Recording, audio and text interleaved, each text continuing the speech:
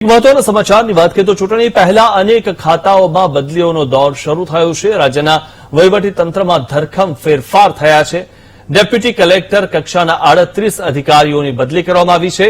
મામલતદાર કક્ષાના 29 અધિકારીઓની બદલી કરવામાં આવી છે। ગેસ ગ્રેડરના જુનિયર સ્કેલના 12 પ્રોબેશનરી અધિકારીઓને મહેસૂલ વિભાગ ફાળવાયા છે।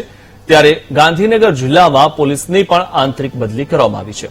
ગાંધીનગર જિલ્લામાં પોલીસ કોન્સ્ટેબલની આંતરિક બદલી કરવામાં આવી છે। ત્યારે ગાંધીનગર જિલ્લાના 484 કોન્સ્ટેબલની બદલી કરવામાં આવી છે।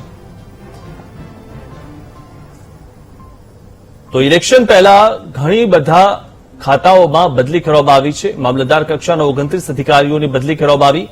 ત્યારે ચૂંટણી પહેલા અનેક ખાતામાં બદલી થઈ છે અને ઇલેક્શન આવતા પહેલા આ પ્રકારે બદલી થતી હોય છે। રાજ્યના વહીવટી તંત્રમાં ધરખમ ફેરફાર થયા છે।